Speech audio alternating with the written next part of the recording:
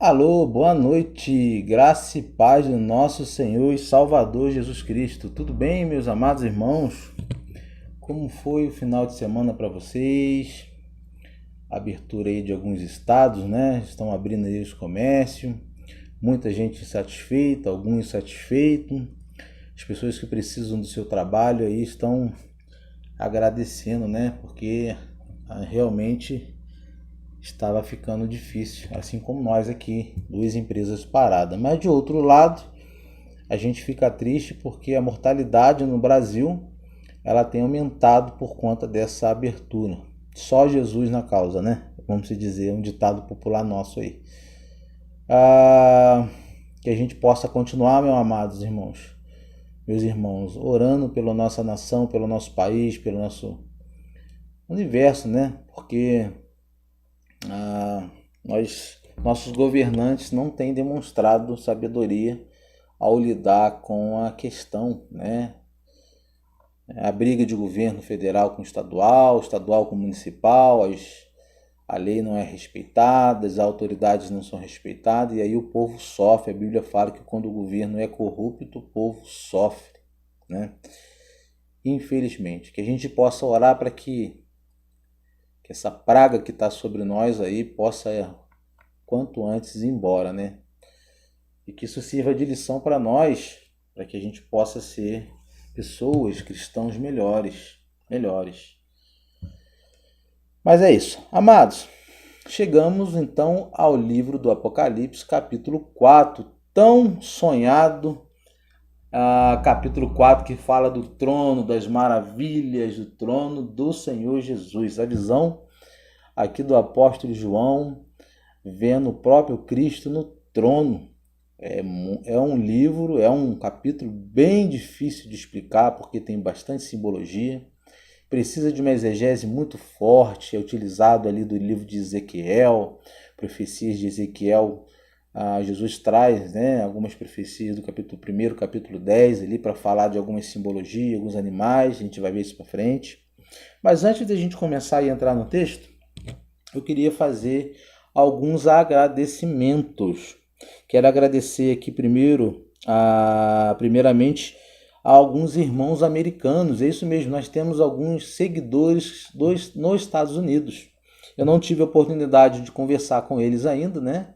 Mas eu acredito que nós teremos essa oportunidade de conversar via tradutor, porque eu não falo inglês, não entendo ali. Eu até entendo o inglês, mas eu não consigo conversar, falar fluentemente. Mas a gente vai entrar em contato com são duas pessoas. Um que eu me lembrei aqui é o Kristen, tá ok? Um forte abraço para você. Provavelmente você conhece a minha língua, sabe falar o português aí, ó, ou então está utilizando do recurso do YouTube, que é a legenda, para assistir nossos vídeos aí. Um agradecimento a você. Eu quero agradecer também a nossa irmã Carla Rodrigues, a Simone Alex, a Sandra Laureano, a Nelly Moraes, nossa irmã Marlene Mariano, nosso irmão Bruno Silva, do canal Áudio Comunicação, que também segue o nosso canal e assiste nossas lives aí. Nossa irmã Luciana Teófilo, também aqui da cidade. Grande abraço para você, tem acompanhado as nossas lives aqui no Facebook e no YouTube. Quero agradecer agora a todos vocês, meus seguidores do canal, porque hoje é um dia de felicidade para nós. Nós atingimos cerca de 9.700.000 visualizações. É isso mesmo, 9.700.000 visualizações nos nossos vídeos. E nós também conseguimos 42 mil inscritos. Já estamos chegando a ouro aí, a placa de ouro, né, do YouTube. A tão sonhada placa de ouro, né? Hoje somos bronze.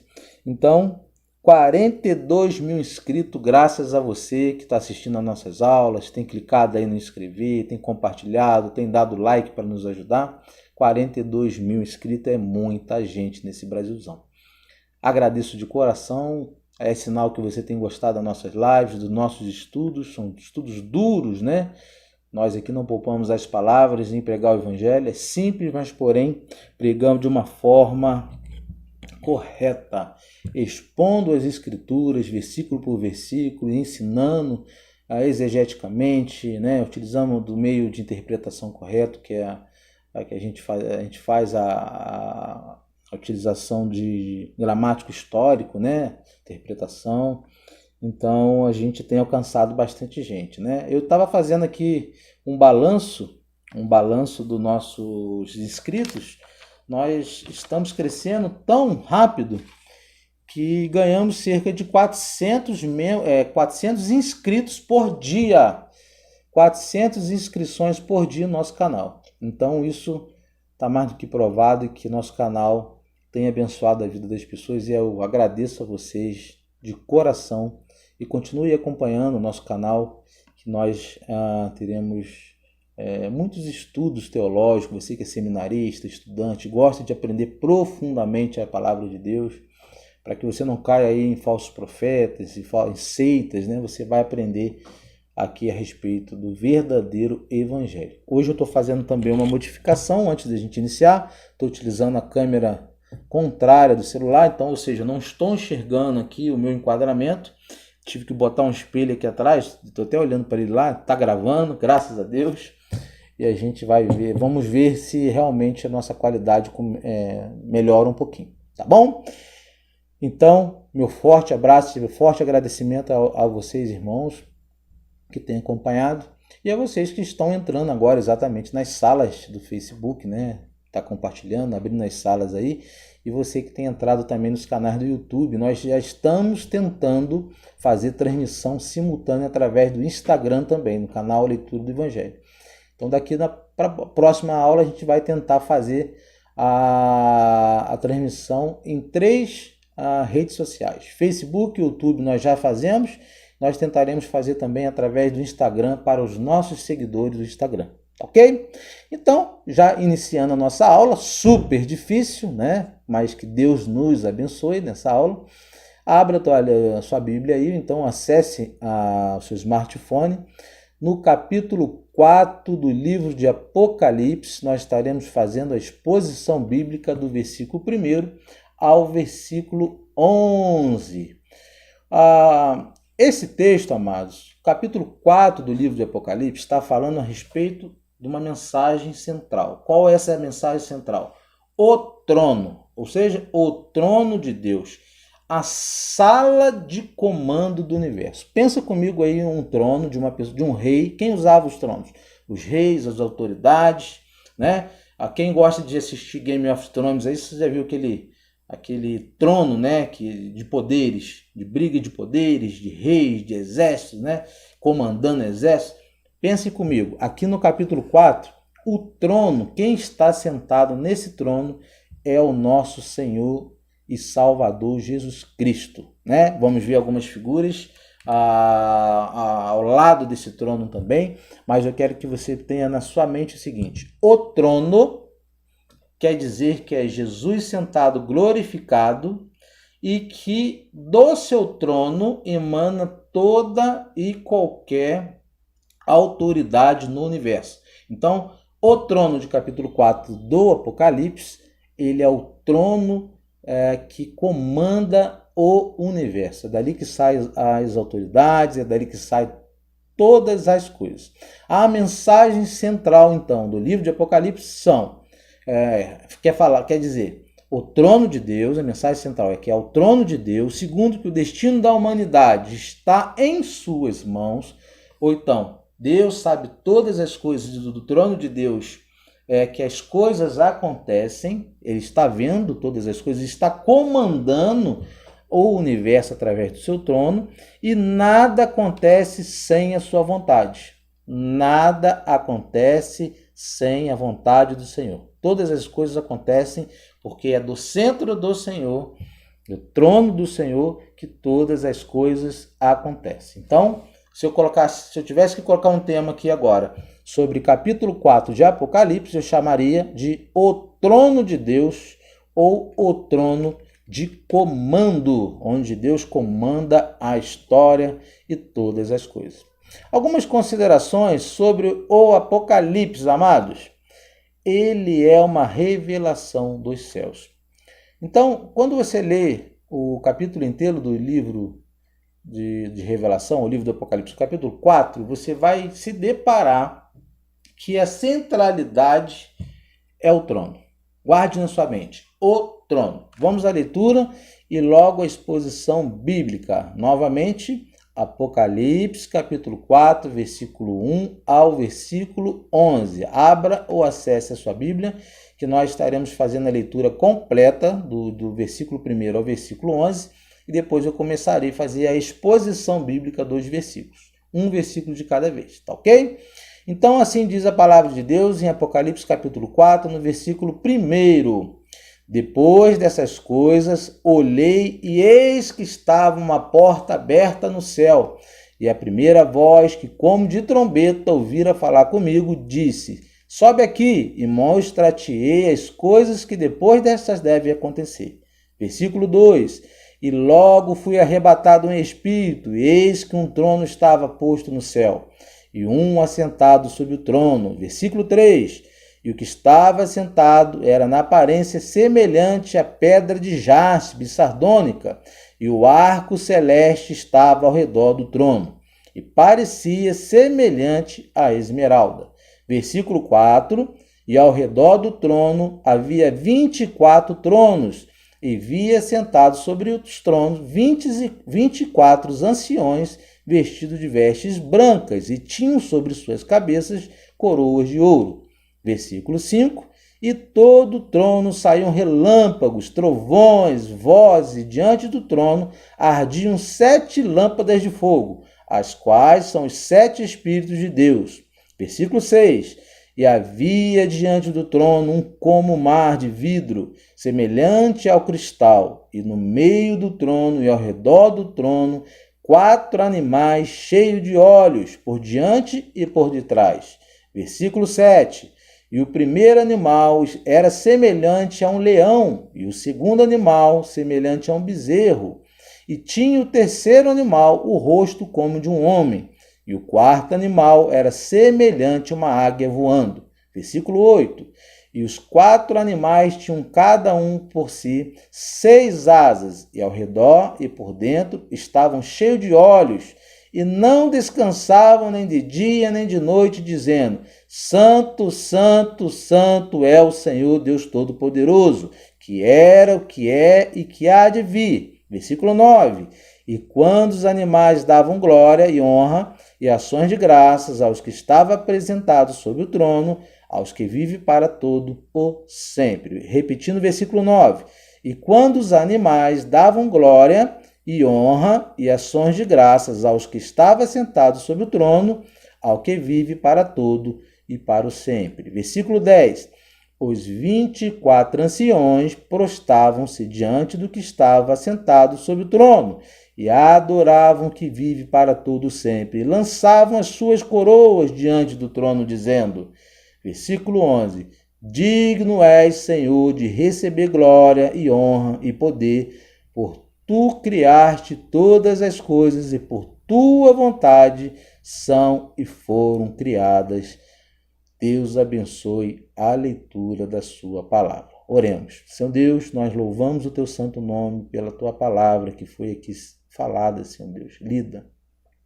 Pedimos, Senhor Deus, a iluminação do teu Espírito, para que o Senhor possa revelar, Senhor Deus, a tua palavra, tanto para mim, Senhor Deus, que serei instrumento do Senhor para a exposição da tua santa palavra, tanto para aquele que está estudando ou escutando essas palavras. Palavras maravilhosas, Senhor. Após termos, Senhor Deus, feito a exposição das 7 igrejas, onde o Senhor reprovou muito a sua igreja, nós vemos aqui as bênçãos do Senhor vindo do seu trono. Vemos também o juízo que virá sobre a humanidade, que virá também do seu trono. E viremos também, Senhor Deus, a tua igreja, junto com o Senhor, já glorificada nos céus, fazendo parte dessa festa que o Senhor tem preparado para nós. Senhor Deus, edifica a tua igreja, Senhor Deus, na rocha eterna que é Jesus Cristo. Nos abençoe, fala conosco, Senhor Deus, e que essa mensagem seja simples, de simples entendimento, de simples interpretação. Abençoa teu povo, Senhor Deus, fala conosco através dessa mensagem. Nós oramos a ti em nome de Jesus. Amém e amém. Amém, amados? Vamos lá. Então vamos começar a fazer a exposição do versículo 1º, irmão. Versículo 1º está escrito: Depois dessas coisas, olhei, e eis que estava uma porta aberta no céu. E a primeira voz que, como de trombeta, ouvira falar comigo, disse: Sobe aqui, e mostrar-te-ei as coisas que depois dessas devem acontecer. Depois destas coisas, olhei. Então, depois destas coisas, João olhou para o trono. Aqui Jesus aparece a João pela sua segunda vez. É a segunda vez que o Senhor Jesus aparece para o apóstolo João. Por quê? Porque na primeira visão, lá em Apocalipse capítulo 1, versículo 12 ao versículo 20, o Senhor Jesus ele se apresentou também ali ao apóstolo João. Ali foi a primeira visão que João teve do Senhor Jesus. E ele se apresenta como conhecedor, ali naquele caso, né, na primeira vez que ele se apresenta como conhecedor da igreja, falando da igreja de Éfeso, Esmirna, Filadélfia. Então, a primeira visão, ou a primeira vez que João viu o Senhor Jesus, foi Jesus falando a respeito das 7 cartas a quais nós já estudamos, ok? Referência àquelas 7 igrejas da Ásia, ok? Conhecendo não só as virtudes daquelas igrejas, mas também as suas fraquezas. Aí Jesus faz tanto repreensão dos seus pecados, quanto também alguns conselhos para que ele se conserte diante do Senhor Jesus. Já em Apocalipse 4, quando ele fala a respeito do trono, ele aparece pela segunda vez ao apóstolo João. E João vê a visão de um trono de Deus. Então João vê um trono. Jesus está vendo pela segunda vez, dessa vez ele está vendo um trono. E isso nos revela que Deus estava para mostrar à sua igreja grandes batalhas que ela ainda iria passar. Inimigos, anticristo, inimigos que levantariam contra a igreja, como os falsos profetas, a besta, o governo de Diocleciano, naquela época, que já tinha se levantado contra a igreja, perseguindo os cristãos, um dos maiores perseguidores da igreja. Então, ainda continuando no versículo 1, e eis que estava uma porta aberta no céu, aqui é Jesus revelando o conhecimento do futuro, e que isso não depende de magia alguma, do espiritismo, de astrologia, de nenhuma outra forma de conhecimento, é apenas assim da revelação do trono. Ou seja, eis que estava uma porta aberta no céu. João, quando olha para ali Jesus começa a fazer as suas revelações. E aqui a gente pode tirar um ensinamento que a revelação do futuro cabe tão somente a Deus e através da sua escritura. Nenhum outro método nós podemos utilizar para conhecer ou saber do futuro. Por isso eu cito o espiritismo, jogo de cartas, e vários outros, né? Astrologia, onde as pessoas estudam e dizem que as cartas estão dizendo sobre o futuro. Não existe isso, amados irmãos. Com todo respeito a qualquer tipo de religião, aqui o único que pode revelar o futuro foi o próprio Jesus, e ele revelou ao apóstolo João, as coisas que haveriam de acontecer, e que aconteceram e que vem acontecendo ao passar do tempo. Então, o trono de Deus é de onde vem o comando, é de onde as coisas acontecem. É Jesus que revela o futuro de toda a humanidade, mais ninguém. Quando João olha para essa porta, ele não só vê as coisas acontecendo na história, mas também vê Deus reinando no seu trono. Ou seja, então ele vê Jesus, as coisas acontecendo na história, porque Jesus vai falar a respeito disso, mas ele também vê que existe um trono de um rei. Jesus, quando estava andando com os apóstolos, ele disse que iria voltar para a casa do seu pai, que ele iria preparar um lugar para nós, que haveria um trono, que Deus estava reinando no trono. Jesus está reinando hoje no trono, junto com seu pai. E a gente vai ver que existe tronos ao derredor do trono do nosso Senhor Jesus, preparado para nós, para a sua igreja. Versículo 1 ainda, como de trombeta ouvira falar comigo. Guarda muito bem. como de trombeta ouvira falar comigo. Quando é que nós escutamos uma trombeta? Que barulho absurdo! Para que serve esse barulho de trombeta? João escuta, né? Ele ouve, né? Como se a voz daquele que falava com ele, Jesus falando com ele, a voz era como se fosse de uma trombeta. Ele escuta a mesma voz que tinha falado com ele lá em Apocalipse 1, capítulo 1, versículo 10. Mas aqui no Apocalipse capítulo 4, ele olha. Ele não só escuta como no início, na primeira encontro com Jesus. Aqui em Apocalipse 4, ele não só escuta, mas ele também vê. Ele olha, ele toma uma postura, uma atitude, então ele olha para o trono e vê quem falava com ele. Jesus estava falando com ele, né? Então ele foi levado aos céus para receber do próprio Deus as revelações das coisas que iriam acontecer. Ou seja, ver o futuro na perspectiva dos céus.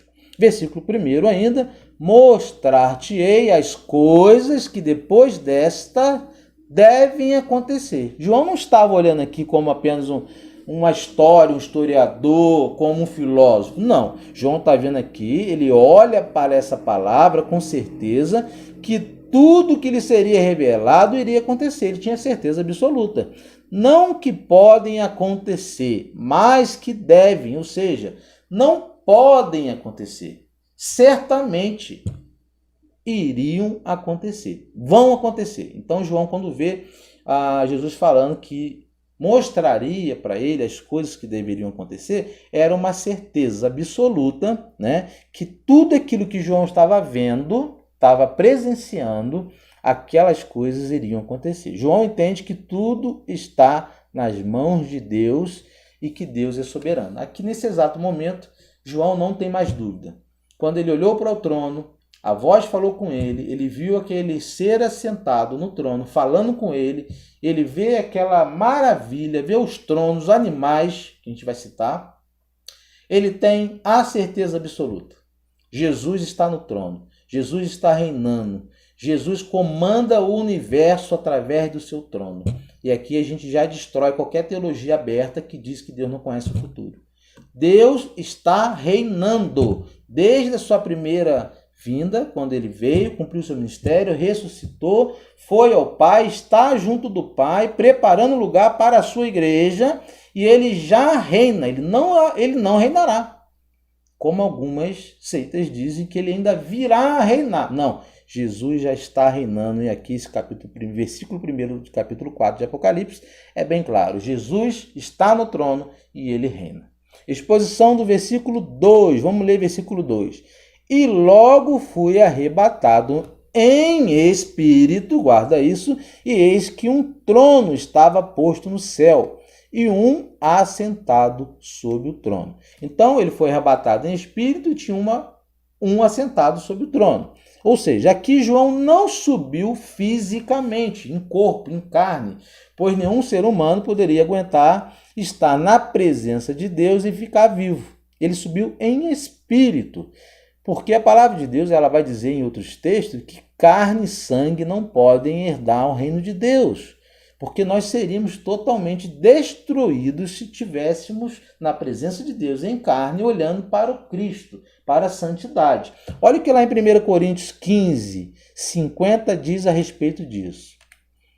Contudo, irmãos, eu vos afirmo que carne e sangue não podem herdar o Desculpa, irmãos, contudo, irmão, eu vos afirmo que carne e sangue não podem herdar o reino de Deus, nem que é perecível pode herdar o imperecível. 1 Coríntios, capítulo 15, 50. O que está falando aqui, Paulo? Está dizendo que nós não podemos ter um encontro com Deus em carne, não agora. Quando Jesus volta ou seus servos morrem aqui nessa terra, quer dizer que nossa passagem, vamos dizer, nós vamos direto para os céus em espírito. Nossa carne, ela é mortificada, enterrada, sepultada, volta ao pó, né? Como Gênesis disse ali, volta ao pó. Mas haverá um dia qual Jesus voltará e aí haverá a junção, ou seja, a ressurreição dos mortos, haverá Aí, neste momento, haverá a ressurreição do corpo, junção do corpo com o espírito. Então, hoje, nós não podemos, nenhum ser humano tem condição de estar na presença de Deus e continuar vivo, porque nós somos pecadores, ele é santo, a sua santidade nos destruiria. Apenas Elias na sua carruagem de fogo, apenas Moisés, né, que não teve o seu corpo ali, sumiu, né? Nós acreditamos que o corpo foi levado, e apenas, eu esqueci o homem que andava com Deus, vou colocar para você, Enoque foi que andava com Deus, foi levado. Então só apenas 3 pessoas não passaram pela morte, estão junto com Deus em carne e espírito. Nós, quando morremos, somos enterrados, o espírito vai para Deus ou vai para o intermediário aguardando o juízo final, né, que é o inferno, fica nesse intermediário, já no estado de espírito de sofrimento, mas não em corpo. Então o inferno também vai ser um sofrimento em carne. Quando Jesus volta, os santos ressuscitarão, os mortos se levantarão, haverá a ressurreição dos mortos, aqueles que estão salvos se juntarão ao Senhor, aos céus, os que forem condenados serão jogados no lago de fogo do inferno, junto com Satanás e seus anjos, em carne, para sofrer. Então nenhuma carne pode herdar o sangue, nenhuma carne e sangue pode herdar o céu. Por isso, ele foi arrebatado em espírito. Ele escuta e vê com olhos espirituais para receber de Deus suas revelações. Está em êxtase, que ele está numa êxtase espiritual. Ou seja, o corpo dele está lá, mas ele entrou numa êxtase espiritual, um arrebatamento espiritual, e aí ele começa a receber as revelações do Senhor Jesus. 2. Mas o que João vê quando ele sobe em espírito? Versículo 2. E eis que um trono estava posto no céu e um assentado sobre o trono. Algumas curiosidades, amados, sobre a palavra trono. Algumas curiosidades.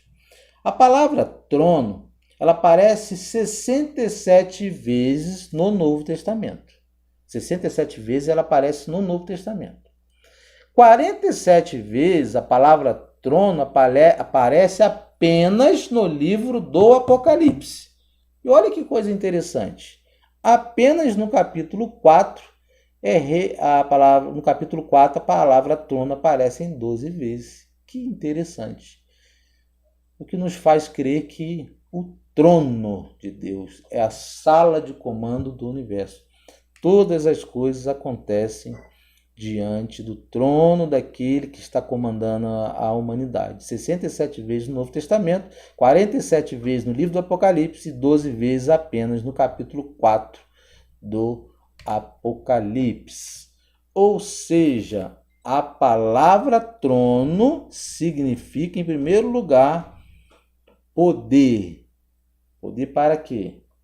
Julgamento. A palavra trono significa, em primeiro lugar, poder de julgamento, ou sala de controle do universo. Ele vê que quem reina a humanidade é apenas Deus e no seu trono. Ou seja, então a palavra trono tem seu significado.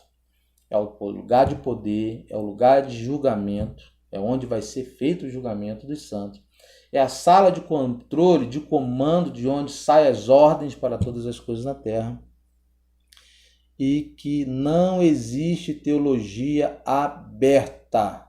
Ou seja, tudo está no controle de Deus. Por que eu falo de teologia aberta? Teologia aberta é a teologia que diz que o futuro Deus não conhece. Que Deus não conhece o futuro e que se ele não conhece o futuro, ele não pode prever o que vai acontecer. Então, ou seja, se o Deus está no trono, reinando, e de lá sai todo o comando do universo, aqui nós confirmamos a onisciência, onipotência de Deus. Deus sabe de todas as coisas, onisciência, né? Deus sabe, ele sabe o que acontece, não só sabe, ele é quem comanda. Aí você vai falar, e as tragédias, e as coisas ruins? Ele é quem comanda para os seus propósitos, os propósitos de Deus. Nós não entendemos a mente de Deus, não sabemos por que ele permite certas coisas. Por que Deus está permitindo o coronavírus, por exemplo? Eu acredito, eu olhando teologicamente, olhando na história da igreja, na história bíblica, Velho Testamento, Novo Testamento, eu acredito que as pragas, que as calamidades têm por finalidade trazer o povo de Deus para Deus. O povo está desviado, o povo está idolatrando, o povo não está seguindo a Deus, Deus permite para que o povo volte-se a Deus. Existe pesquisa que as pessoas estão vindo a Deus por causa da pandemia do coronavírus. Por conta do coronavírus, as pessoas estão voltando, os desviados estão voltando para a casa do Pai. E eu faço o convite para você. Volte para a casa do Pai. O Senhor está no seu trono, o Senhor está chamando, Ele está comandando o universo. Essas pragas que estão acontecendo, os sinais que estão acontecendo, é para que você volte para a presença dEle, porque Jesus está voltando. Jesus quer a sua vida de volta. Volte para Jesus, ainda existe tempo. A porta que Ele colocou aberta diante de nós, ela permanece aberta, para que nós possamos fazer a escolha de voltar para o Senhor Jesus. Então, as pandemias, às vezes, são sinais, são alertas do trono de comando para que a humanidade se volte para Deus. Exposição do versículo 3. Versículo 3 está escrito: e o que estava assentado era na aparência semelhante à pedra de jaspe e sardônica, e o arco celeste estava ao redor do trono e parecia semelhante à esmeralda. Olha só, vamos colocar 4 questões muito importantes aqui no versículo 3, tá ok? E o que estava sentado era na aparência semelhante a, primeiro, pedra de jaspe, segundo, e sardônica, 2 tipos de pedra. E o arco celeste, está falando do arco-íris, estava ao redor do trono e parecia semelhante à esmeralda, algo muito valioso. Então, o que significa isso? Jaspe. E o que estava sentado era na aparência semelhante à pedra de jaspe. Ele era semelhante à pedra de jaspe. A linguagem bíblica aqui para jaspe, a pedra de jaspe, reflete pureza. Uma pedra branca, santidade de Deus, é a sua misericórdia. Que no trono de Deus não é só julgamento, não é só juízo. Aqui está dizendo que no trono de Deus existe misericórdia, reflete a santidade dele na humanidade através de sua santidade, da sua graça, da sua misericórdia, do seu favor imerecido. Ele salva aqueles que não merecem. Então, o jaspe aqui representa isso, a misericórdia, ou seja, do trono de Deus, Deus salva, ele tem misericórdia, ele livra, ele dá oportunidade. Agora, quando ele fala aqui em sardônio, que já é uma pedra diferente, uma pedra de cor avermelhada, como o carmesim, quando ele fala da pedra de sardônio, aqui, ele já está representando o juízo, porque ele é santo, então ele é justo também. Como Deus é santo e justo, ele apresenta a misericórdia, mas ele diz também que dali do seu trono, representando o sardônio, haveria também o juízo às nações. Então, do trono de Deus sai santidade, graça, misericórdia, mas também sai juízo. Pandemia, por exemplo, um juízo de Deus, né? Um arco celeste, ou arco-íris. Lembra comigo, qual foi a promessa de Deus? Que Deus fez a promessa a respeito do arco-íris. A arco-íris aqui representa também a graça do Senhor Jesus. Jamais seria quebrada, ou seja, um pacto que Deus fez com a humanidade que nunca mais destruiria o seu povo. Ou seja, aqui é uma aliança que nós vemos lá em Gênesis capítulo 9, versículo 16. O arco-íris, se você vê até hoje, ele aparece. É uma aliança que Deus fez com o seu povo que jamais destruiria o seu povo através do dilúvio. E a 4ª, semelhante à esmeralda, que nós vemos no finalzinho do versículo 3, é uma promessa valiosa. Então ele ainda faz uma promessa super maravilhosa ao seu povo. Era semelhante, parecida à esmeralda, uma promessa valiosa que não poderia ser nada mais que a salvação. Então Deus, ele é graça, misericórdia, como sardônio, né, como a jaspe, ele é juízo como o sardônio vermelhado, vermelha é sua ira, o arco celeste, que ele não destruiria mais a humanidade através da água, porque ele fez uma promessa lá em Gênesis 9,16, que nunca mais, jamais quebraria esse pacto com a humanidade. Ele faz uma promessa que ainda está disponível à salvação, ele ainda está salvando, está chamando seus eleitos, seus escolhidos ainda. Então, aqui ele faz promessas de graça, misericórdia, de juízo e de salvação. Versículo 5. E do trono saíam relâmpagos e trovões e vozes, e diante do trono ardiam 7 lâmpadas de fogo, a quais são os 7 Espíritos de Deus. Olha só, eu quero que você guarde aí comigo. E do trono de Deus saía relâmpagos, saía trovões e saía vozes, ok? E diante do trono também ardia 7 lâmpadas de fogo, as quais são os 7 Espíritos de Deus. Leamos. Já reparou que depois, vamos refletir, já reparou, irmãos, que depois de uma grande chuva, depois de alguns relâmpagos, chuva, tempestade, sempre vem um belíssimo arco-íris? O arco-íris sempre aparece depois de uma chuva, de uma tempestade, de trovoadas, aparece o arco-íris. É a aliança de Deus. Ele está refletindo e dizendo para a humanidade, olha aqui a minha aliança. Essa é a minha aliança, que eu não vou destruir vocês com a água, porque ele só aparece através de uma tempestade. Esse é o arco-íris, belíssimo, né? Ele vem depois da tempestade, porém aqui no livro do Apocalipse é o contrário. Aqui no capítulo 4 do livro do Apocalipse, o arco-íris vem antes da tempestade. Ou seja, o arco-íris não vem depois da tempestade. Por que aqui no capítulo 4 o arco-íris ele vem antes da tempestade? Por quê? Porque antes dele enviar o juízo, ele envia a graça, ele envia a misericórdia, ele oferece ao homem sua graça. Essa é a sua mensagem. Essa é a mensagem do livro do Apocalipse. Essa é a mensagem do capítulo 4, o trono de Deus. Primeiro não é juízo, primeiro é apresentar a sua misericórdia, a sua graça. A pedra de jaspe, semelhante à esmeralda, o arco celeste, graça. Por isso o arco-íris aqui, ele vem depois, por isso ele vem antes da tempestade. Porque nenhum de nós pode dizer que Deus nos julgou, nos enviou para o inferno, sem que ele tenha nos dado a oportunidade. Por isso aqui o arco-íris ele vem antes, porque ele simboliza a graça de Deus. Através da sua graça, da sua salvação, da sua misericórdia, das oportunidades, da sua palavra, da pregação do evangelho, de tantas outras oportunidades que Deus vem dando à humanidade.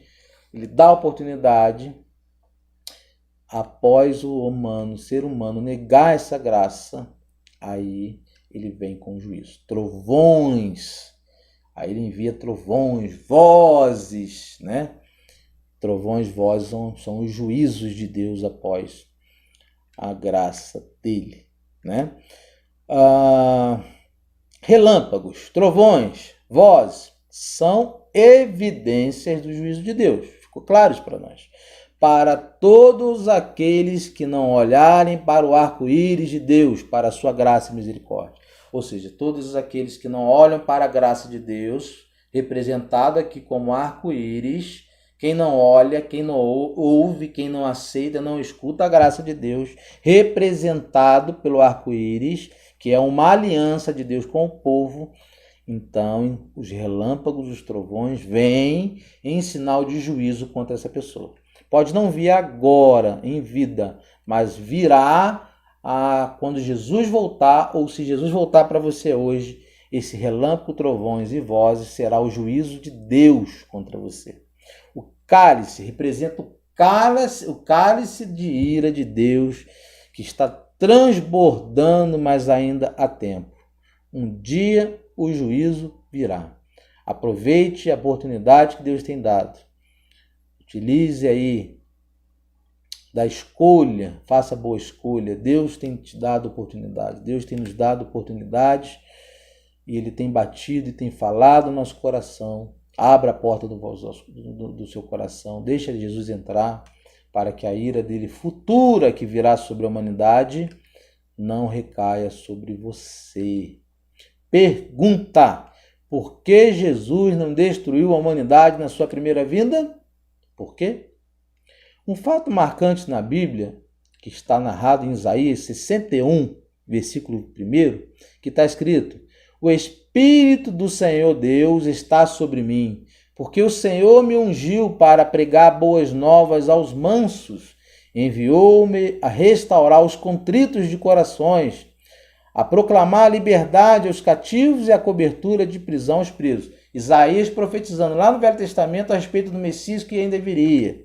Outro fato, lá em Lucas 17, 21, diz que Jesus, ao iniciar o seu ministério na terra, ele abre o rolo do livro dos profetas, no livro de Isaías 61, e começa a ler essa mesma mensagem. A mesma mensagem que o profeta Isaías estava profetizando. E ele fala, vamos ler: e foi-lhe dando o livro do profeta Isaías, e quando abriu o livro, achou o lugar em que estava escrito: o Espírito do Senhor é sobre mim, pois quem me ungiu para evangelizar os pobres, enviou-me a curar os quebrantados de coração, a pregar liberdade aos cativos e restauração da vida e vista aos cegos, a pôr em liberdade os oprimidos e anunciar o ano aceitável do Senhor.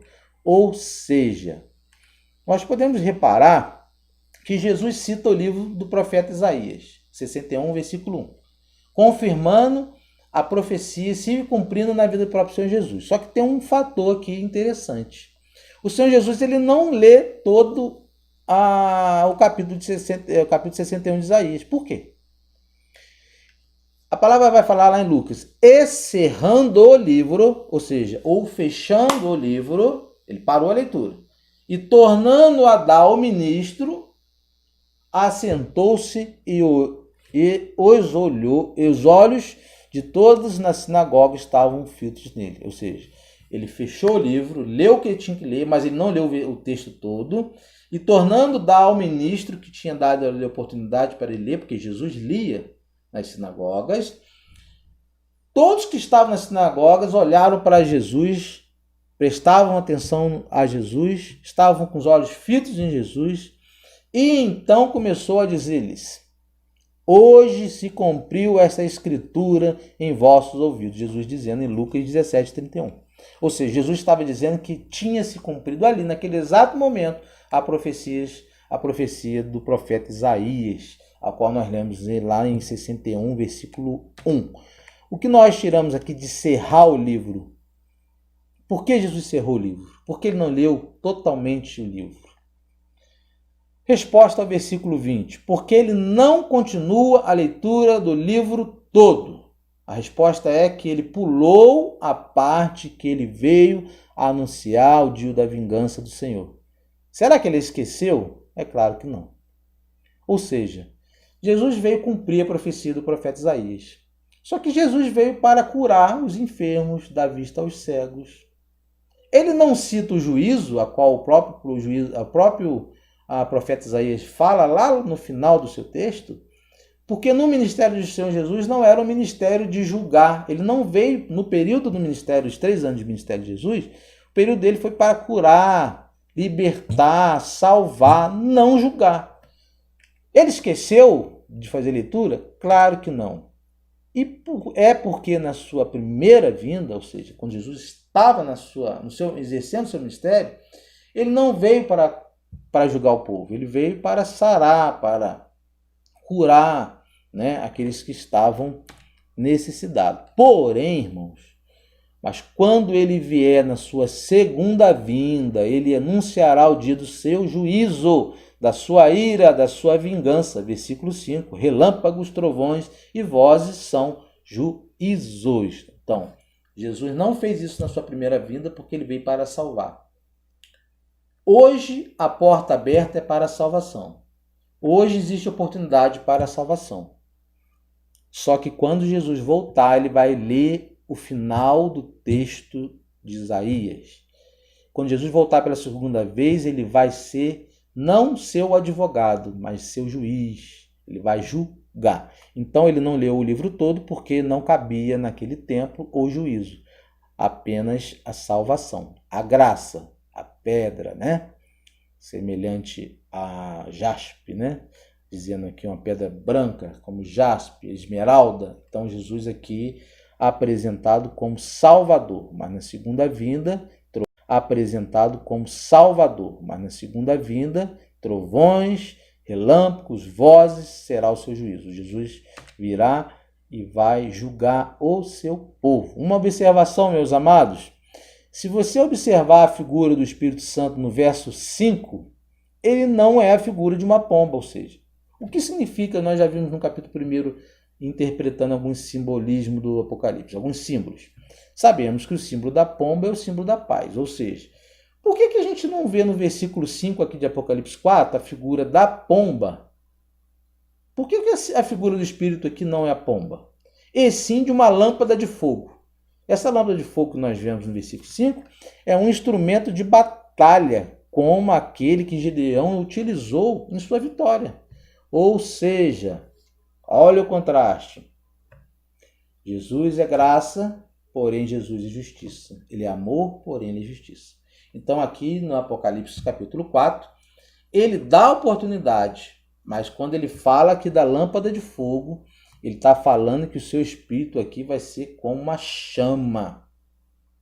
Lâmpada de fogo de juízo, né? De batalha, de guerra, ou seja, apontando para a guerra do Armagedom, a segunda vinda, destruindo Satanás e seus anjos, ou seja, haverá isso aqui. Então aqui, o símbolo aqui, no versículo 5, não, essa figura do Espírito Santo aqui não é de paz. A figura que aparece aqui é de juízo. Jesus virá na sua segunda vinda e julgará todo o povo. Exposição do versículo 6. Leamos: e havia diante do trono um como mar de vidro, semelhante ao cristal, e no meio do trono e ao redor do trono, 4 animais cheios de olhos, por diante e por detrás. Então, diante do trono, um como um mar de vidro, semelhante ao cristal, e no meio do trono e ao redor do trono, ou seja, em volta do trono, 4 animais cheios de olhos por diante e por detrás. Versículo 7. E o primeiro animal era semelhante a um leão, e o segundo animal semelhante a um bezerro, e tinha o terceiro animal rosto como de homem, e o quarto animal era semelhante a uma águia voando. E os 4 animais, versículo 8, tinham cada um de pé 6 asas, e ao redor e por dentro estavam cheios de olhos, e não descansavam nem de dia nem de noite, dizendo: Santo, Santo, Santo é o Senhor Deus, o Todo-Poderoso, que era e que é e que há de vir. Então, irmãos, o que nós podemos tirar aqui? Jesus no trono. Existia também ao redor do trono alguns outros tronos. Haviam animais, e aqui falam de 4 animais. Esses animais tinham olhos. E fala que esses animais eram semelhantes, primeiro ao leão, segundo ao animal, ao bezerro ou novilho, e o terceiro animal tinha a aparência de um homem, e o quarto animal era semelhante a uma águia voando. 4 animais, ok? Versículo 8 vai continuar. E os 4 animais tinham cada um de si 6 asas, e ao redor e por dentro estavam cheios de olhos, e não descansavam nem de dia nem de noite, dizendo: Santo, Santo, Santo, Santo é o Senhor Deus, o Todo-Poderoso, que era e que é e que há de vir. O que são esses 4 seres viventes? E o que eles estão fazendo? Falamos de 4 animais. O que significa esses 4 animais no Apocalipse capítulo 4? E o que esses 4 animais estavam fazendo? Existem, amados, 2 explicações teológicas para esses animais. Para 2 respostas bíblicas teologicamente que explicam esses animais. Nós não sabemos ao certo, totalmente, corretamente, revelado 100% o que significa. Porém, nós chegamos já próximo. Primeira interpretação que nós podemos ver desses animais é de um teólogo chamado William Barclay.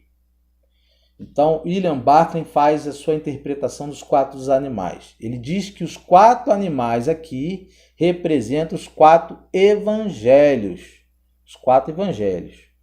Já nessa segunda interpretação, a qual estou até começando a ler, de William Hendricks, ele diz que esses 4 animais são os anjos, seres totalmente perfeitos, né? Perfeito. Fica a indicação para você, do amado irmão lá da Igreja Presbiteriana, passou aí com preço praticamente zero, né? Quase que um presente. Eu já li algumas páginas ainda, não aprofundei, mas eu já conheci um pouquinho da obra de William Hendricks. Então, a segunda interpretação de William Hendricks, é, na minha posição, a posição mais correta. A posição de William Barclay, que os 4 animais são os 4 evangelhos, é uma das quais muitas igrejas interpretam. Eu interpreto mais, considero mais que esses 4 animais são seres angelicais, os anjos, querubins, serafins, e a gente vai falar um pouquinho sobre isso lá para frente. Vamos falar da interpretação de William Barclay, interpretação a respeito dos animais. Ou seja, o leão, nós sabemos que todo evangelho ele tem a simbologia de um animal. Então, William Barclay, aqui no caso, ele interpreta o leão, esse animal, como a figura do Evangelho de Mateus. Ele interpreta o bezerro como a figura do Evangelho de Marcos. O homem, né, a imagem de um homem, ele interpreta como a figura do Evangelho de Lucas. E a águia, ele interpreta com a figura do Evangelho de João. Falando um pouquinho a respeito dos animais. A figura do leão, os 4 animais são a totalidade, na perspectiva de William Barclay, da perfeição de Cristo. Isso que ele acredita. Primeiro, semelhante a um leão, ou seja, por que o leão? Porque o leão é o rei dos animais, é o animal mais forte, o dominante. O leão é a figura de Jesus também como rei. É a figura de Jesus sendo apresentado por Mateus como o rei dos judeus. Então, William Barclay pega a figura desse leão e ele interpreta que o leão é o evangelho, primeiro evangelho, né?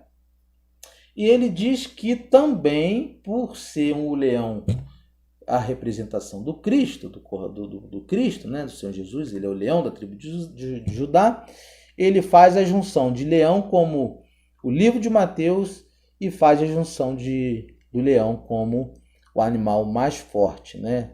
É o que dominante, o mais dominante, o mais forte animal selvagem, né? E ele faz essa interpretação.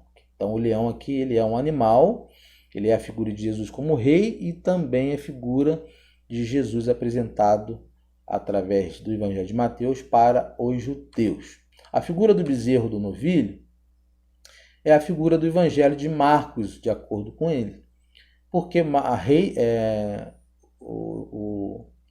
a figura que é semelhante ao bezerro rei dos animais domésticos, o bezerro, né? O boi, o novilho, ele é a representação dos animais, de um dos animais mais fortes também domésticos, de acordo com a interpretação dele. O bezerro, o novilho aqui é a figura de Jesus como servo descrito por Marcos. Marcos descreve Jesus como um servo manso, como um manso, né? O Senhor era manso, né? A apresentação do Evangelho de Marcos apresenta Jesus de fato como o Cristo manso, né? Rosto como de um homem, figura do Evangelho de Lucas, o ápice da criação de Deus, o mais inteligente, o mais hábil, imagem e semelhança de Deus. Por isso ele faz essa interpretação de que a imagem de um homem aqui é a figura do Evangelho de Lucas, apresentando a perfeição de Deus. E o quarto, semelhante à águia, e o último animal aqui, é a figura do Evangelho de João. De acordo com ele, é o rei ou a rainha das aves, é a figura da divindade de Cristo. O último animal, a ave, né, descrito como uma ave voando, seria aí, para os teólogos vão entender melhor, que cada evangelho tem uma simbologia de animal. Então, João aqui simboliza a ave. Por isso ele diz que ele faz essa comparação. Que os 4 seres viventes, os animais que estão ali, aliás, os 4 animais, é a figura dos evangelhos. O que eles estão fazendo e suas características? Primeiro, cada um tinha 6 asas. Segundo, eles eram cheios de olhos. Terceiro, não descansavam nem de dia nem de noite. E quarto, declaravam: Santo, Santo, Santo é o Senhor Deus Todo-Poderoso, que era e que é e que há de vir. Então, isso que os 4 animais, os seres que estavam ali diante do trono, em volta do trono, faziam. Eles tinham essas características, tinham assim as 6 asas, eles eram cheios de olhos, também tem significado, vai ficar para uma próxima aula, senão esse vídeo vai ficar muito longo. Eles não descansavam nem de dia nem de noite, ou seja, prestavam culto, louvores ao Deus no seu trono, declaravam: Santo, Santo, Santo. 3 vezes, nós vamos entender porque 3 vezes, é o Senhor Deus Todo-Poderoso, que era, que é e que há de voltar de vir. Agora, a interpretação de William Hendricks, segunda interpretação, nós vemos que William Hendricks, né, e aí fica a indicação para você desse livro, Mais que Vencedores, a interpretação dele que leão, bezerro, homem e águia são seres angelicais. Aqui são os querubins, os serafins, descrito em Ezequiel 1 e Ezequiel capítulo 10. Então, não vou fazer a leitura porque vai ficar muito longo, mas depois de você ler Ezequiel, esse capítulo 1 e Ezequiel capítulo 10, você vai ver que enquadra realmente a interpretação desses animais. É a interpretação mais correta, do meu ponto de vista, porque Jesus sempre utilizava passagens dos profetas, passagens do Velho Testamento, e citava, né? Ele sempre citava isso no Novo Testamento, inclusive ele falando do trono da graça dele sobre isso, lembrando lá os profetas. Então, quando você faz a exegese, você vê que a citação do Novo Testamento, a Bíblia interpreta a Bíblia, e você vê que Jesus está utilizando o Velho Testamento para interpretar ou ensinar a respeito da figura dos animais. Então, os 4 animais mais poderosos, os mais fortes, os animais são as características dos anjos. Então, esses animais, leão, bezerro, homem, águia, aparência de homem, esses, na verdade, na interpretação de William Hendrickson, eles são a figura de anjos. São os anjos na sua totalidade, na sua perfeição. Então, enquadra mais dentro dessa. A segunda perspectiva aqui é que João está vendo são os seres, né? Os seres angelicais, os anjos, na presença do Todo-Poderoso. Eles estavam ali prestando: Santo, Santo, Santo, versículo 8, 3 vezes santo. Quando eu falo aqui que ele... por que eles repetem Santo, Santo, Santo 3 vezes? Porque 3 vezes eles dizem e proclamam diante do trono, 3 vezes que o nome do Senhor Jesus é Santo, Santo, Santo. Os querubins estavam proclamando a Deus Santo, Santo, Santo. Eu enumerei 3 questões aqui para que você entenda. Quando se diz uma vez apenas santo, de acordo com o Hernando Dias Lopes, isso quer dizer que ele está definindo. Então, quando diz santo, estamos definindo alguém. Ou seja, os querubins estavam definindo Jesus. Ele é santo, Jesus é santo. Quando dizemos santo, santo, nós estamos dando destaque. Então, os querubins estavam dando destaque à figura do Senhor Jesus no seu trono. Santo, santo, 2 vezes, destacando o Senhor Jesus. Agora, quando estamos dizendo santo, santo, santo, 3 vezes, de acordo com o Hernando Dias Lopes, nós estamos colocando em o grau superlativo, ou seja, absoluto, pleno, completo. Então, santo, santo, santo é que aquele que a qual merece o louvor. Ele é santo, ele é pleno, ele é absoluto, ele é único, não existe como outro igual, ninguém parecido, ele é o único que merece ser chamado 3 vezes santo, santo, santo. O Todo-Poderoso, versículo 8, Todo-Poderoso aqui demonstra a onipotência de Deus ou a soberania de Deus. João estava escrevendo para uma igreja sofrida, perseguida e que sofreria também perseguições no futuro. Nós não podemos falar sobre a história, o período a qual essa esse texto foi escrito. Quando João estava escrevendo, ele estava sob o governo de Diocleciano, um governo que estava perseguindo a igreja. E aí ele falou todo-poderoso, mostrando que Deus era o poderoso, na verdade, não os governantes dos impérios. Estava dizendo que quem é poderoso, na verdade, é o Deus onipotente, que está no seu trono, na sala de controle. Tudo ali está sob a visão do Senhor Jesus. A igreja estava sofrendo, estava sendo perseguida? Estava, mas Jesus é o Todo-Poderoso, ele é soberano, todas as coisas acontecem por ele, através dele e para ele, né? É necessário saber que o Todo-Poderoso é quem está no seu trono. Então, se você está passando por alguma adversidade, alguma dificuldade, não tenho mais jeito na minha vida, meu casamento, meus filhos, não se esqueça. O Todo-Poderoso está no seu trono, ele está vendo, ele sabe o que você está passando, é ele que controla. Entrega a sua vida na mão do Senhor. Diga: santo, santo, santo, é todo-poderoso aquele que há de vir. Ele voltará, ele é o mesmo, ele continua o mesmo. Ele vai ouvir a sua oração, ele vai mudar a rota da sua vida. Versículo 8 ainda, que era, que é e que há de vir. Aqui fala da eternidade de Deus. Deus é eterno. Os impérios levantavam, caíam, e assim será como os que se levantam contra ele. Ele sempre estará no seu trono. Todos os impérios caíram, amados. Onde estão os grandes impérios da humanidade? A gente vai falar um pouquinho deles. Vamos relembrar alguns. Eu vou falar apenas de 5 impérios que caíram. Primeiro império aí, slide que eu estou mostrando para você, a bandeira do Império Otomano. Onde se encontra o Império Otomano? Botei também esse slide, uma figura, né? A luta, da briga. Não vou falar da história sobre a destruição, né, do Império Otomano, mas também conhecido como Império Turco, né? O Império Otomano ou Império Turco.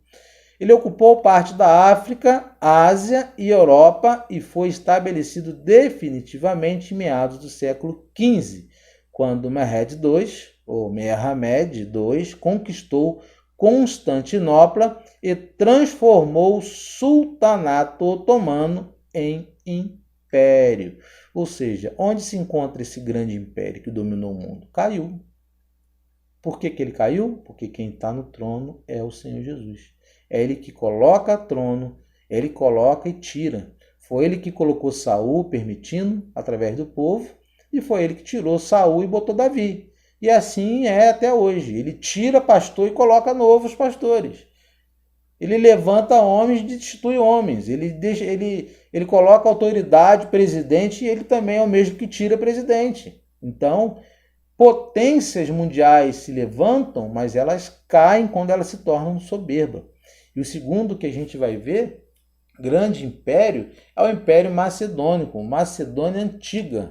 Você está vendo o slide aí, ó, da bandeira antiga da Macedônia. Conquistou em seu apogeu territorial em apenas 12 anos, sob o comando de Alexandre, ou seja, o Alexandre o Grande, que a gente vê nos filmes aí, tinha como objetivo desbravar os mares e chegar até os confins do mundo, onde se encontra o Império Macedônio, onde se encontra o Império Macedônico. Caiu.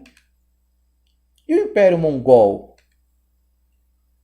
O território mongol se estendia desde a península da Coreia até a Danúbio, incluindo algumas das nações mais povoadas e avançadas da época, como o Iraque, Irã, China, assim como os países da Ásia Central e da Ásia Menor. Após a morte de Gengis Khan, em 1227, o império começou a entrar em declínio e foi dissolvido em 1368. Ou seja, onde se encontra o Império Mongol? O território mongol, a conquista desse grande império. Caiu. Também caiu. Era uma grande potência, mas foi destruído. Deus é quem reina, Deus é quem está no seu trono comandando o universo. O quarto, Califado Omíada. Califado Omíada existiu de 661 a 750 e foi o segundo dos 4 califados islâmicos estabelecidos após a morte de Maomé. Seu território se estendia por uma área de aproximadamente 15 milhões de quilômetros. Tem noção do que é isso, gente? Aproximadamente 15 milhões de quilômetros a sua extensão, onde o califado islâmico governava, mandava, né, através de Maomé. Onde se encontra esse califado? Onde se encontra? Caiu. Esse império caiu. Quinto império, Império Aquemênida. Espartas, né? Essa foto aí é uma ilustração aí desse império Aquemênida.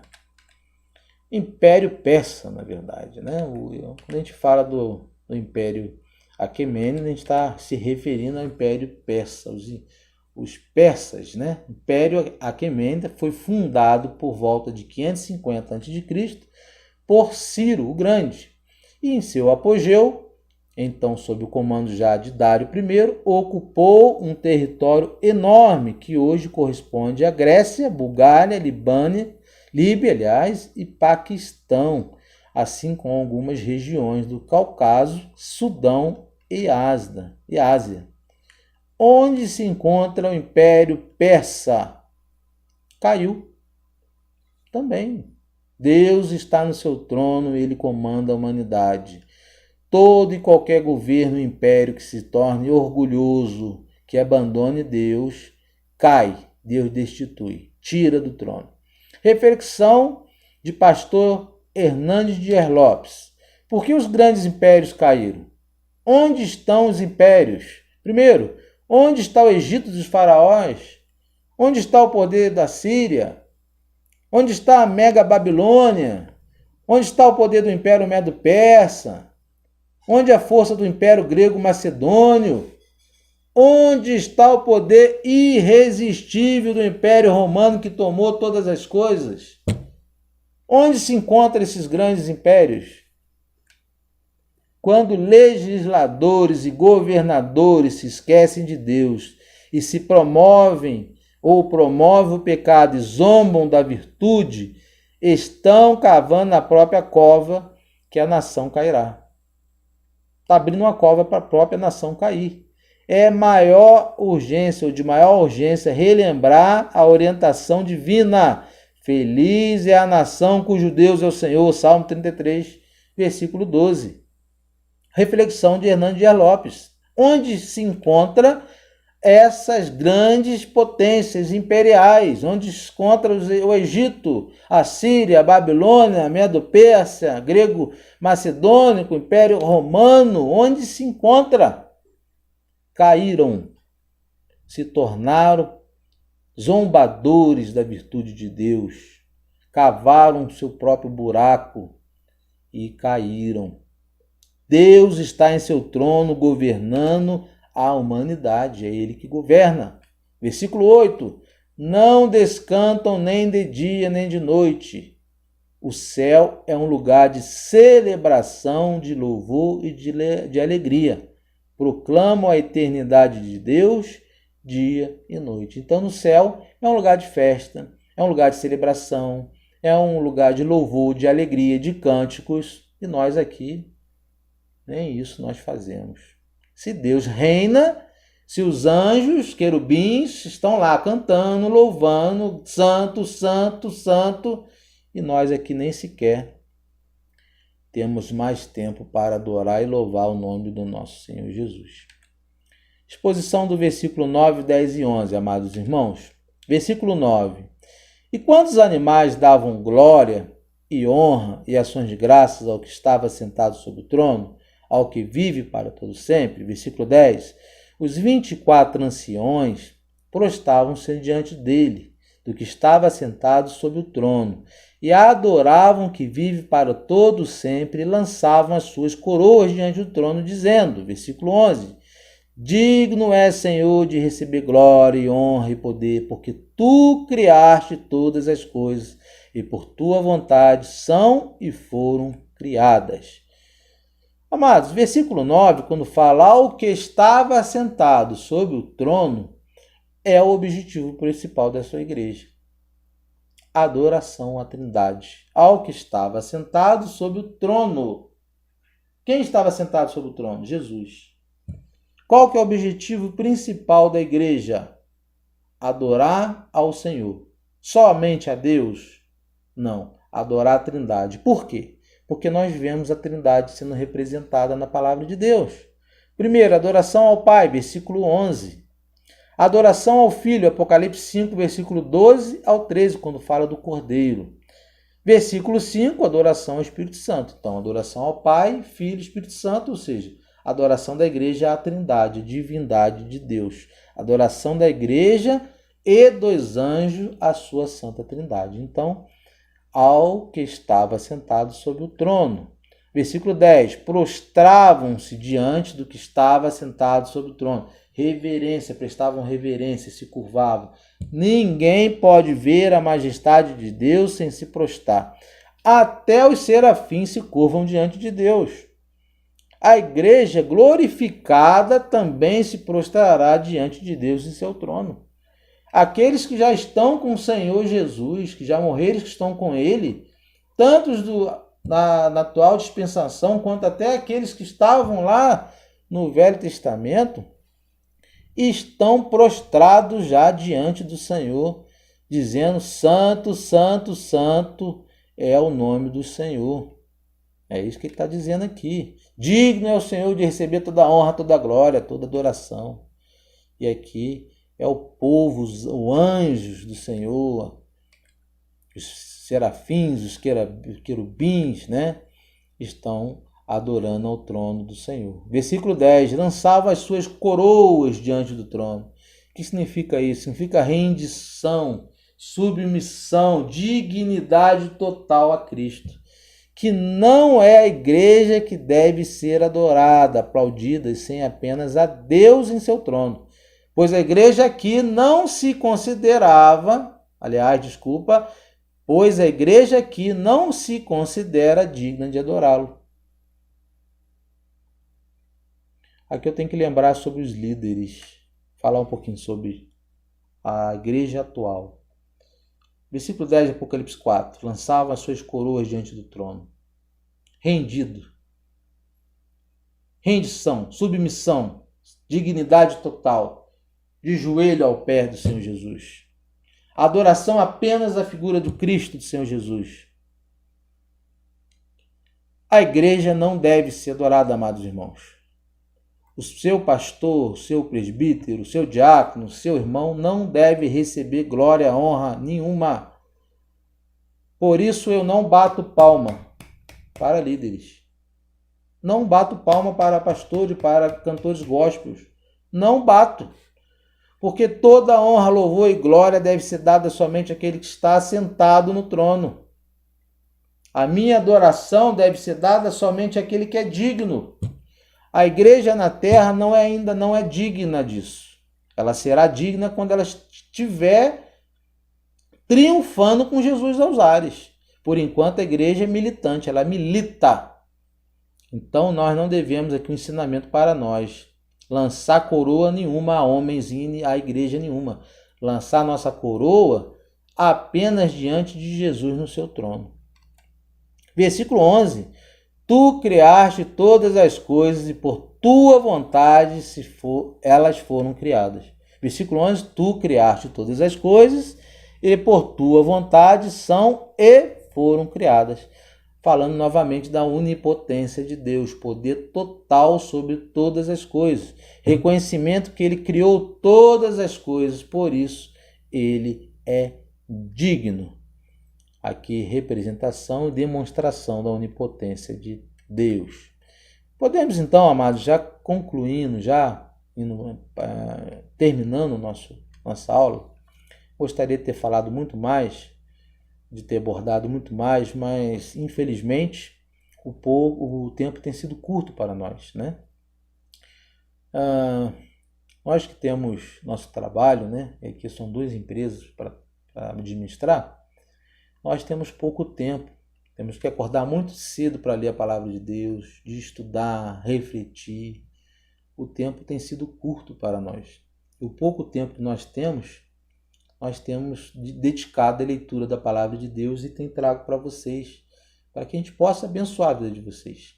Então, esse estudo deveria ter sido abordado, eu poderia ter abordado ele com mais profundidade, com mais paciência, mais calma.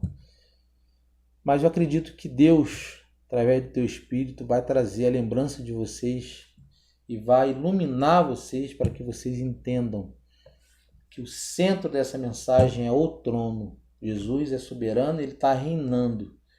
Nada que você esteja passando na vida é motivo para que você desista, porque Deus, ele está com seus olhos em você. Ele sabe dos seus sofrimentos, sabe da sua tristeza, sabe dos seus problemas, e você deve se dirigir a sua coroa, assim como os anjos aqui, ao Senhor Jesus. Não colocar sua esperança em homens, ajuda a pessoas, mas sim tão somente aquele que está sentado no seu trono, comandando o universo. Ele está vendo todas as coisas, é ele que comanda. Peça direto a Deus. Podemos concluir que todo joelho se dobrará e toda língua confessará que ele é Deus. Romanos capítulo 11, versículo 4. O ensinamento que nós tiramos desse texto de Apocalipse 4. Aquele que não se dobrou até agora, um dia vai se dobrar. Aquele que não confessou ainda até hoje, um dia vai confessar que Cristo é o Senhor. Vai se cumprir, inevitável. Uma das conclusões. Que devemos honrar Ele hoje e agora, pois a graça e o juízo procedem do seu trono. Então nós devemos prestar honra hoje a Ele, porque a graça e o juízo fazem parte do comando do trono do Todo-Poderoso. Hoje a graça está disponível. Mas os trovões estão chegando, a voz está sendo dita, a trombeta está sendo tocada. Isso significa que o juízo de Deus também está vindo. Que haverá um momento que a graça de Cristo, para alguns dizem que será fechada. Eu creio que será fechada na sua segunda vinda. Nessa segunda vinda haverá juízo. Haverá o trono branco. Juiz, o Jesus que hoje é advogado será o seu juiz para te condenar. Ou para te libertar, te livrar, te justificar, te redimir, porque você já está debaixo da sua graça, ou para te condenar porque você negou ele a sua vida inteira. Então nós podemos tirar e concluir que naquele dia possamos dizer: Tu és digno, Senhor, sem medo e temor algum, com total certeza que nós cumprimos nosso ministério aqui nessa terra. Combatemos nosso bom combate.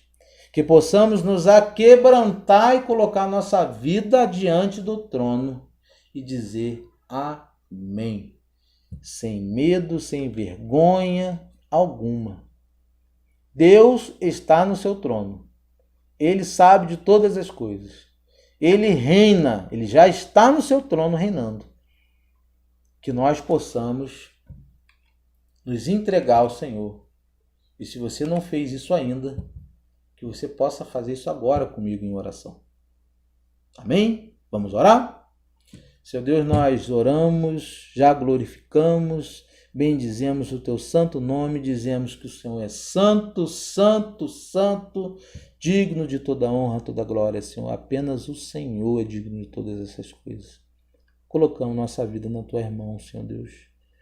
Precisamos, Senhor, das tuas misericórdias. Olhe para nós do teu trono de sabedoria e de soberania, ó Senhor. Nos ensina, Pai, mudar de rota, de melhorarmos, Senhor Deus. Esquecemos que o Senhor um dia julgará essa nação, julgará o teu povo. Estamos vivendo uma graça barata, modificada, Senhor Deus, uma graça, Senhor Deus, que não é a graça que nós vemos na tua palavra, no teu evangelho, Senhor. Senhor Deus, move o nosso coração e aquele que está assistindo, Senhor, que não crê na tua palavra, não crê no teu evangelho, aquele que acha que até que o Senhor não existe, o Senhor, ele se dobrará um dia, ele vai ter que confessar um dia que o Senhor é o Senhor da eternidade, é o Senhor que reina, que o Senhor que está no trono reinando, que do seu trono sai as bênçãos, sai, Senhor Deus, os juízos. Ele vai confessar, e que ele tenha essa oportunidade hoje de confessar seus pecados, e que ele venha reconhecer que apenas o Senhor Jesus, apenas tão somente ele é o Senhor, o Salvador. Não existe outro caminho, não existe outros caminhos, Senhor Deus, apenas o Senhor Jesus é o caminho, a verdade, a vida. Que aquele que hoje, Senhor Deus, entendeu que precisa voltar, Senhor Deus, para o Senhor, que está longe dos seus caminhos, que hoje ele seja reconciliado diante do Senhor, mediante a sua fé em Cristo Jesus. Aquele que está fraco, que não está tendo comunhão com a igreja, que tenha sua força, tenha sua vida fortalecida, renovada, cheia do seu Espírito Santo novamente, meu Deus. O juízo tem vindo. O Senhor está se aproximando, Senhor Deus, e a humanidade está gemendo de dores por conta da nossa arrogância. Impérios caíram e impérios vão cair novamente, porque estão se rebelando contra o trono do Senhor. Seu Deus, mova nosso coração para que possamos nos arrepender e voltar a nossa vida para o Senhor, entregar a nossa vida para o Senhor de fato, Senhor Deus. Tenha misericórdia da tua igreja que está se afastando do teu evangelho, pregando universalismo, teologias abertas, igrejas que nem sequer pregam o livro do Apocalipse, Senhor Deus, com medo, Senhor Deus, das suas reprovações, com medo de que o livro do Apocalipse é um livro de juízo, mas não, é um livro de bênçãos para o teu povo. É um livro que demonstra que o Senhor é justo, que o Senhor salva, que o Senhor abençoa, que o Senhor tem promessas e tem bênçãos para quem lê. Que o teu povo se volte, que os líderes, Seu Deus, voltem, Seu Deus, pregar o verdadeiro evangelho para que a gente veja um reavivamento na história, nesse século XXI. Vejamos, Seu Deus, assim como no século XV e XVI houve. Nós precisamos, Seu Deus, de um reavivamento. E toda a pandemia, a tragédia na humanidade, após venha o avivamento do Senhor. Que ao passar dessa tragédia que o país está vivendo, que o mundo está vivendo, Senhor Deus, que o Senhor possa reavivar a tua igreja. Fortaleça os fracos, Senhor Deus. Os que estão cansados, os que estão desistindo, refortaleça. Enche do teu Santo Espírito novamente. Que eles possam ter, Senhor Deus, nas suas mentes que o Senhor está no teu santo trono reinando. Que o Senhor está aí, Senhor, no teu trono reinando, vendo todas as coisas, nossas dores, nossas aflições, nossas necessidades. Que o Senhor está vendo tudo e todas as coisas. E venha também, Senhor Deus, com juízo contra os falsos profetas, os falsos mestres. Que eles caiam assim como esses impérios caíram, que eles não cresçam e não se mantenham de pé, Senhor Deus, pregando esse evangelho, Senhor Deus, pobre, esse evangelho da graça prostituída, esse evangelho que só visa dinheiro, arrecadação. Que esses falsos profetas, Senhor Deus, caiam, que fique apenas a sua igreja pura e imaculada, como uma noiva preparada para o noivo. É que essa igreja, Senhor Deus, daqui para frente, continue. E que ela cresça cada dia mais. Que o evangelho seja expandido cada dia mais. Para a honra e glória do teu Santo Espírito. Amém e amém.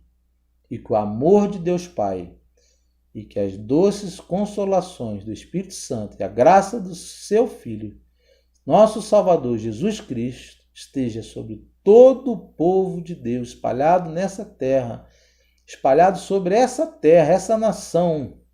Todos aqueles que professam seu Deus e confessam Jesus Cristo como Senhor, único Senhor Salvador. Que essas bênçãos sejam, Senhor Deus, estejam sobre o teu povo até a sua segunda vinda. Assim que todos digam amém, amém e amém. Amém, amados? Até a próxima aula. Nós falaremos do capítulo 5 de Apocalipse, se Deus assim nos permitir. O tempo tem sido curto, Mas a gente vai conseguir fazer isso. Em nome do Senhor Jesus. Receba a bênção aí do Senhor.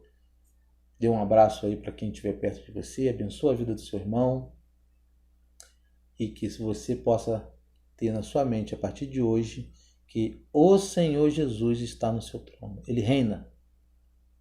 Ele sabe de todas as coisas. Ele é quem comanda a humanidade. Amém? Até a próxima. Deus abençoe.